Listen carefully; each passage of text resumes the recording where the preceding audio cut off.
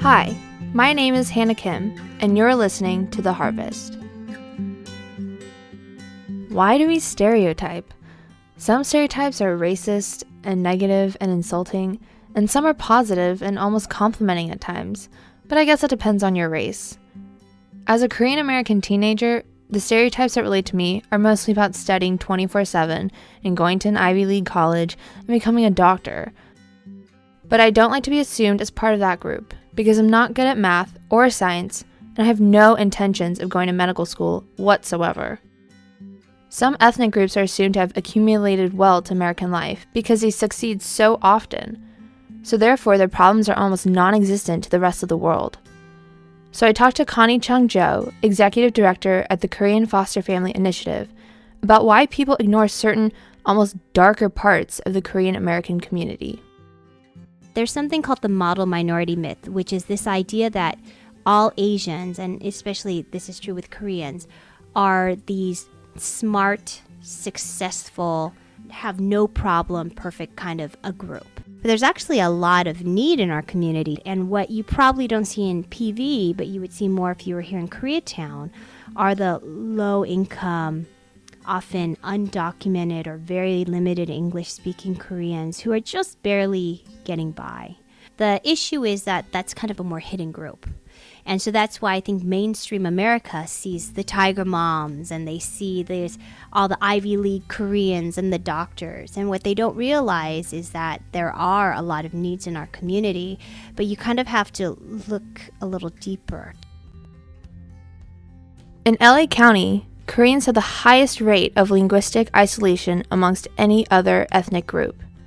About 34% of Koreans are uninsured, which is higher than the statistic of those who are uninsured in Latino, African American, and other Asian groups.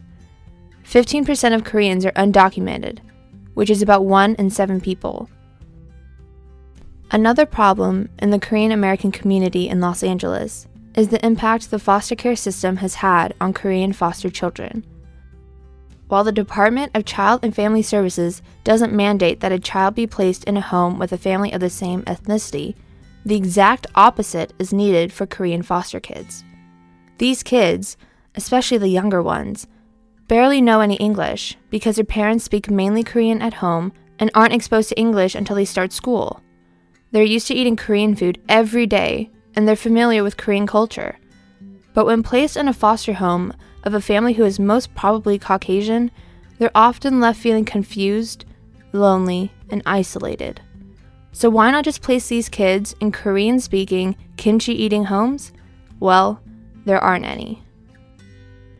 So it's not an overwhelming number of Korean kids we're seeing. We're seeing 100 or so Korean foster children. But when you consider that there are 0 Korean licensed foster parents, that's when you see this huge disparity or a gap.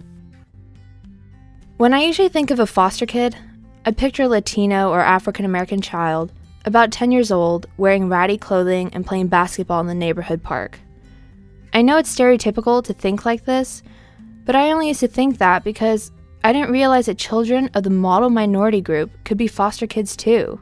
I mean, I know that all families have problems, but I didn't know that there were Korean families that had this kind of problem.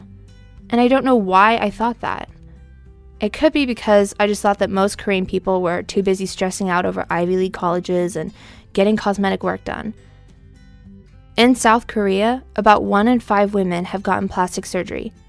Will Tober, who was part of a team that filmed a documentary about an orphanage in South Korea, shares his thoughts.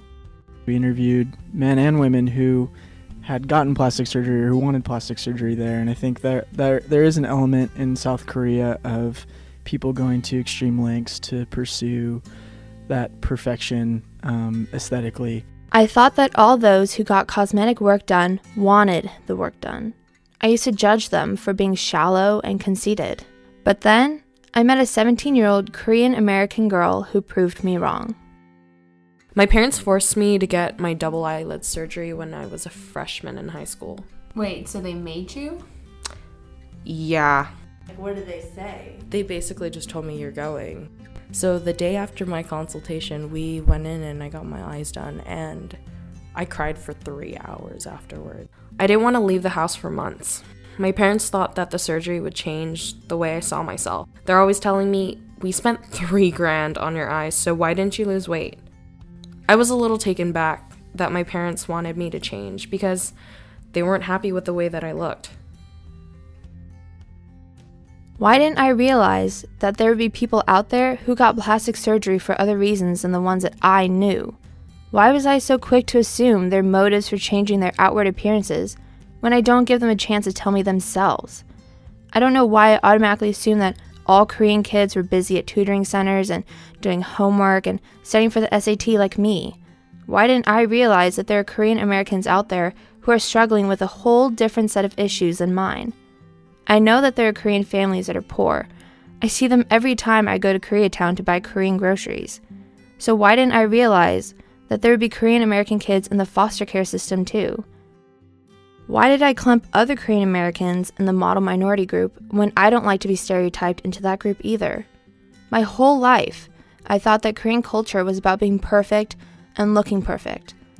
But I realized the facade that the model minority myth created is hiding problems and leaving people uninformed about real issues that are happening within the Korean American community. Thank you for listening. To hear more stories like this, please visit openorchardproductions.org.